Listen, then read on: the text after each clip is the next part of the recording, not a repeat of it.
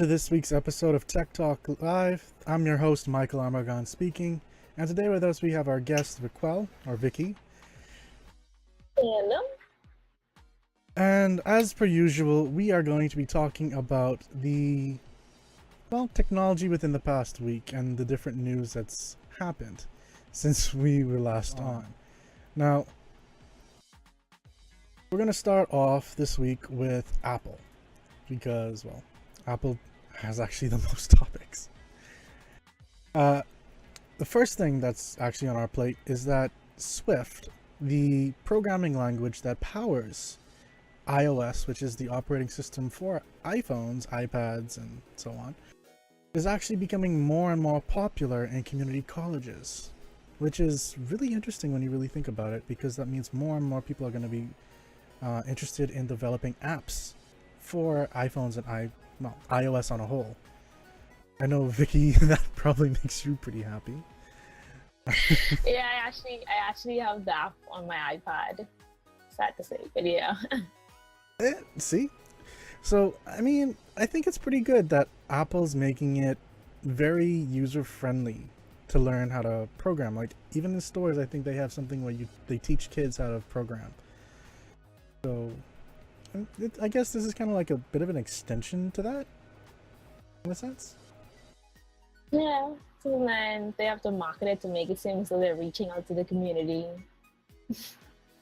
So yeah, I feel like that's like, but yeah, I'm kind of happy that they're pushing like the Swift program, the Swift Playground app further out, and having people starting to use it inside colleges. Yeah, I mean, granted, this is mainly in the United States, but I would really like it if, when stuff like this was to come more to the other countries as well, like the Bahamas, Jamaica, Panama, wherever it is. So, I mean, it'd be nice. And I think this is a pretty good first step, I guess you could say. Yeah. Thanks for following 3998 Juanuno. We're gonna start doing a little something different, and actually thank you guys for following at the end of the show going forward, so it's not interrupting as much. Next up, iOS 11. Now, when they were talking about some of the new features of iOS back at WWDC, they said that Apple Pay Cash may require, they were going to have it where you can send funds to friends. So it's kind of like mobile payments in a sense. But they're saying now that you may be requiring to use a photo ID before you can actually get access to that. My concern with that is, will this then make it only the US? Or will this be worldwide? Do you have any thoughts on that? Well, for me, simply because Apple Pay is kind of like mainly isn't in our part of the world, so I figured that it was going to be mainly for the US, and then they're going to start branching it out to like different countries. That's how I figured that they were going to do. Yeah, that's kind of what I'm figuring as well, especially when you consider the fact that Apple Pay on a whole has not even reached where we currently are. Yeah. Which is a sad fact. Next up, we actually have that iOS 8, iOS 11's beta 8 is now out, so it's also definitely, cemented, I guess you could say at this point, that auto adjust for brightness is, that's gonna stick around. It was kind of like on the wall with 7, but yeah, I guess you kind of have to get used to that, huh, Vicky? Yeah, I figure like once I toggle it on, I'm probably not gonna like use it again. So I feel I just get used to it. Well, I mean, I have no other choice but to get used to it. That's kind of how Apple is sometimes. It's like you kind of either you follow along with what we tell you to, or hit the road in a sense. I don't know. It seems a little weird. Yeah, yeah. Like I feel that's what it's like. It's either you take what we give you or find the next company. Like I feel that's kind of like the jump point. And that's really weird because like the whole point when Apple was really coming back into itself was breaking away from the norm kind of thing and like becoming individuals and all that kind of stuff. And now Apple's kind of like become the man from back then. Uh, it's weird. It's really weird for me. Like even up to today. But moving on to our next topic.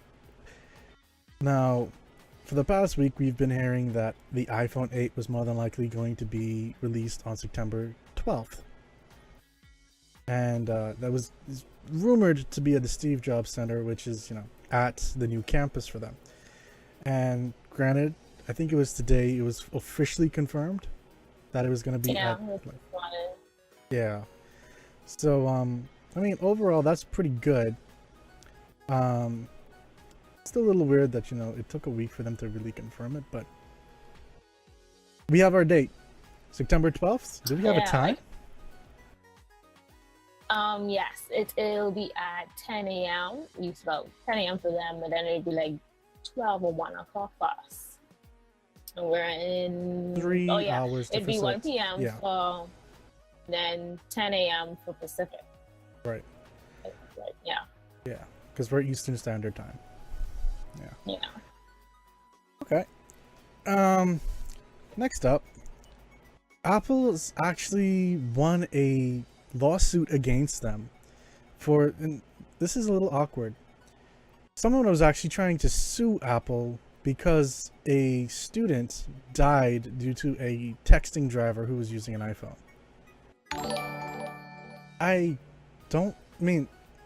It makes sense that Apple won this, and I'm kind of surprised this kind of even was a lawsuit in this kind of sense that, it brought in Apple.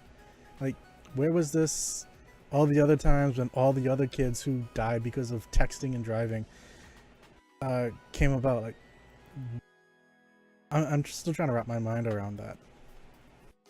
They probably felt as though, there's a big company.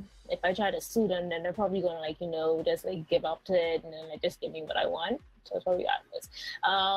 But I had the same thought as you. This is you can't technically sue a company because someone related to you died because they were using an iPhone while they was driving. We're not supposed to text and drive. Apple has made it clear plenty of times that not to text and drive. And they took it even a step further with iOS 11 when they now have the Do Not Disturb car feature. So it's clear they're putting not text and drive. So I don't feel as though this person, I don't know, I personally wouldn't feel that this person would have win regardless, because all of the other incidents that happened, it's a similar case. Nothing came out of it. If someone even tried to sue them, I don't even know. I don't even know what was going on in their mind when they thought, let's try and sue Apple. But yeah, it's overall though, common sense would still tell you, sue the person that killed the student, not the company, because the company almost has nothing to do with it. Yeah, they just produce and sell. Exactly. It's not like they said, "Oh, we're gonna make it so that you kill this kid." It's like, no. They produce. It's like suing the car company because you ran and hit someone. What? Yes. It's like, and if that's no. the case, why didn't they sue the car company as well? Exactly. I mean, there are times when I really do wonder about people. Same. I question humanity a lot.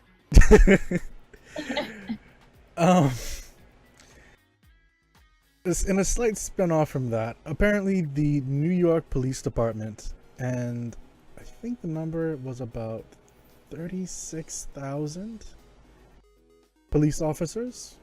I could be wrong with that number. I'm trying to confirm that right now. Yeah, 36,000 police officers will be switching over from Windows phones, which I think they did about 2 or 3 years ago. They switched over to Windows phones, and they're going to be switching from that to iPhones.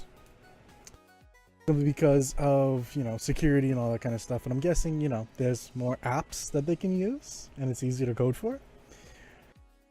But it seems a little weird, considering that the FBI was just less than a year ago trying to crack into it in New York and everything like that. I don't know how I feel about that. Yeah, like it does seem a bit weird. But for the sense of them using for security, I can understand that. But so it does feel like a bit weird because that FBI just had that case with Apple like a few years ago with the whole lock the phone, and Apple wouldn't unlock the phone because they're respecting people's privacy and et cetera, et cetera. So it does kind of seem a bit weird. And then that runs into the question, so what if the police officer forgets their password? I mean, granted, there's probably like enterprise level stuff to unlock the device and whatnot, but that still kind of runs into some really iffy stuff. Especially if the police something happens and the phone gets off of the network and then it becomes locked, and it's like, okay, but there was evidence on that the police officer did something wrong. I don't know. And then also leave, if the police officer drops his phone maybe once or twice, the screen's about to crack. So that's something else. So don't let them be getting like an 8 or a 7S. Like that, they have like double the coverage now because you have to get either the screen will crack or the back will crack. That's a very valid point. I didn't even think about that. Windows phones were fairly cheap. iPhones aren't, by a long shot. Yep. That means they have to buy them iPhones and they gotta buy them expensive cases that will protect their phone. Yeah, you're right. You're actually very, very right. Moving off from that though, apparently Apple has bought a popular sleep tracking platform called Beddit. Sounds very similar to Reddit, but they bought it for an undisclosed amount. And while the company has remained independent in its product offerings, it updated the website to direct customer service requests directly through Apple instead of Beddit, which seems a little, I kind of get it, but I know there are some companies that, still route things as, keep things as usual as possible. So I don't know, maybe that's just how Apple does things. Are you aware of any other situations? Not exactly, but I know they do things in low-key. Like if they have a keynote, they'd shut down their website for a little bit, and all of a sudden they upload a new product or something on it. So they kind of do it low-key. When they did that iPhone SE, when it came out, it's just the new phone just randomly popped up on the site. There was no mention of it or anything. So I could see that happening. It's kind of a low-key thing. With that, actually, I want to see if they're gonna push it for the Apple Watch. Be good to have a bedtime tracking app on your Apple Watch. I know Apple they do a similar thing called bedtime inside the clock app, where you can go the hours of sleep, and you could set your timer. If you want to set an alarm for you to have 8 hours of sleep, you could set that as well. So it'd be neat to see how they incorporate that and Beddit together. Okay, that actually makes so much sense. That actually makes a lot of sense when you really think about it.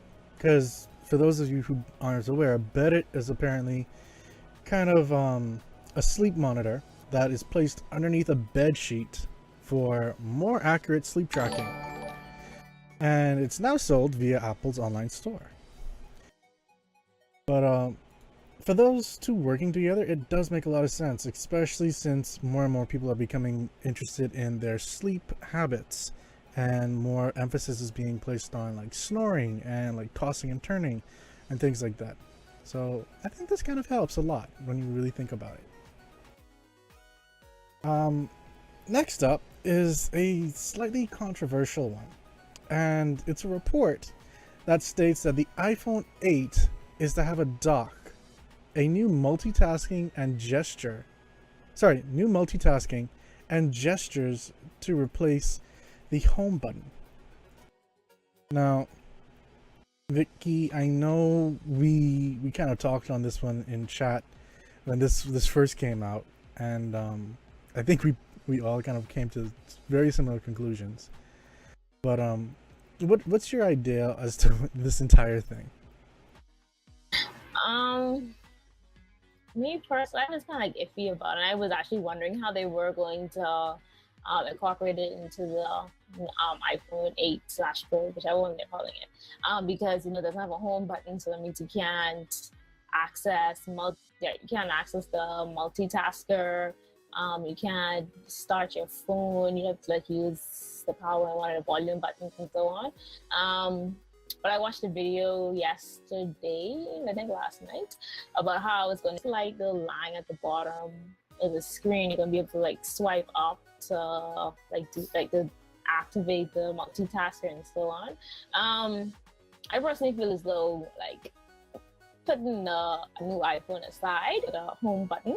I mean, I get that they want to make like go on to the future and get rid of the home button. I have no issues with it, but if that's what they're going to do, I hope that they execute it well, and it's not like you have to buy more accessories, like the full experience or the advancement of the gesture bar, I guess that's what you call it. Yeah, to get the full advancement of the gesture bar, because if so, that means you just gotta buy more accessories. It's like more dongles in your life that you need. Yeah, and when you really think about it, the device itself is gonna be what, about $1,000, and so then you're gonna. So it's rumored to. It's kind of like rumored to start like about $1,000, like $9 something for like I think the 64 gigabyte. If that's what they're going to fish off as the rumor price, that's what it's supposed to be. But I don't know how I feel about spending $1,000 on a phone. Yeah. That I'm probably going to drop. And then not just $1,000, but these accessories, they're gonna be kind of pricey. I mean, just headphones is like $40-$50. They want to start at least $20. Yeah. Between 20 to 25, or like the famous $29.99.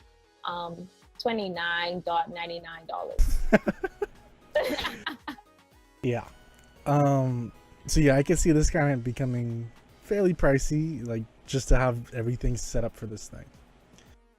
But I don't know. And when it comes to the multitasking, it reminds me a lot of BlackBerry 10 and like its peekaboo kind of approach with its you slide up from the bottom to move out from the app and choose it and go to a different app kind of thing. I mean, it was neat, but I don't see why Apple would want to copy it, I guess you could say. I mean, granted, maybe it's because it has no home button now, but that's still, well, I guess it's shameless copying. But then that runs the question, does BlackBerry have a patent on that? I just bring up the question. I mean, if Apple could so-called copy it, then I don't know. Or they could have done, like, they give like an unspeakable amount to BlackBerry to say, you want to use this tech, buy a new phone, something on the side, and keep it quiet. It might. Or, BlackBerry might be able to get back on its feet securely by suing Apple and maybe winning this one. Maybe. People still use BlackBerries. Yeah. And that's actually one of our next topics. Of course, we're going to be back next week, Tuesday, with Esports Wrap at 6:30 p.m. Eastern Standard Time.